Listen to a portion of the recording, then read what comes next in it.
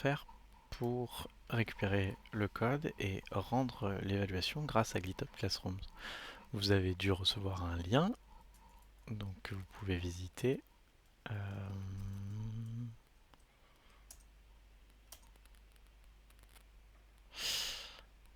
Grâce à ce lien, vous pouvez accepter le devoir. Et si ça veut dire vous avez accepté le devoir, on est en train de créer le repo pour vous. Il faut rafraîchir jusqu'à ce que le repo soit créé.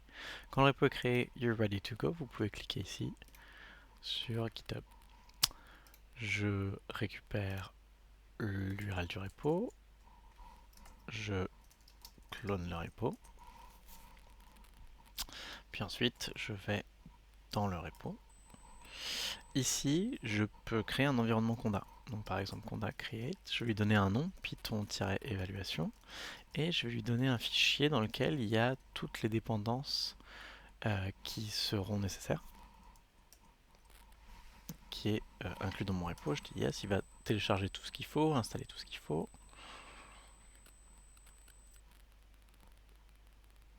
Donc ça peut être un peu long en fonction de si vous avez déjà téléchargé ces paquets, etc. Ensuite, il vous dit, pour activer cet environnement, utilisez Conda Activate. C'est ce que je fais. Je vais installer, je vais faire un pip install point pour que le package isolate existe en local. Et enfin, pour être sûr que tout fonctionne, j'exécute PyTest. PyTest fait tous les tests qui vont être exécutés sur GitHub Classrooms. Donc là, je vois qu'en local, j'ai 20 tests qui ont raté. De la même manière, je peux aller sur GitHub Classrooms. Il y a une pull request qui est créée automatiquement pour moi. Quand je clique dedans et que je scrolle un peu, dans les checks ici, je vois que le workflow autograding a raté. Je peux voir les détails. Et les détails me permettent de voir tous les tests qui ont été exécutés et me permettent de voir la note finale. Par exemple, ici, j'ai eu 0 sur 4 points. Donc, c'est pas forcément les points finaux qui vont être faits.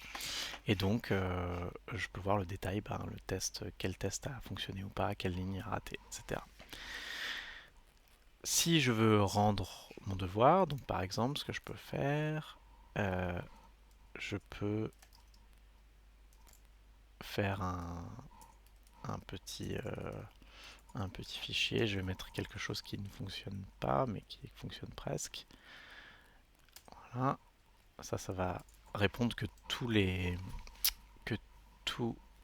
boards sont non solvables. Donc, si j'exécute PyTest, en gros, cette fois-ci, j'ai 16 tests qui ont raté et 4 qui ont réussi. Donc, ceux-ci sont tous ceux qui ont raté.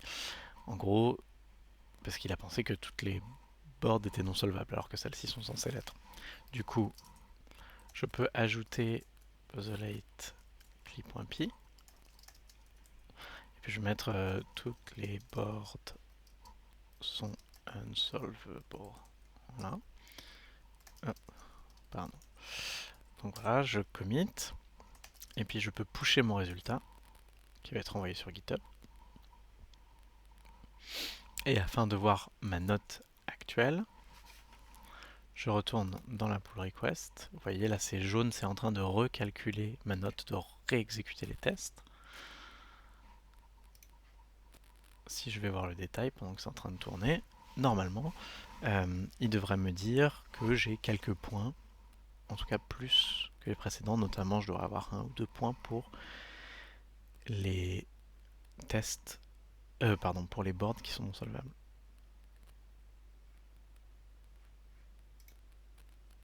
Ça peut être un peu long en fonction du moment de la journée. Ah voilà, ça a démarré. Je peux voir les détails pendant que c'est en train de tourner éventuellement. Donc voilà, il est en train d'exécuter. Et vous voyez, j'ai reçu à la fin 1 point. Et si je regarde un peu en détail, je vois notamment... Oups, je me fermer. Si je regarde en détail, notamment, je vois que Unsolvable a fonctionné. Et que Solvable, qui doit être ici,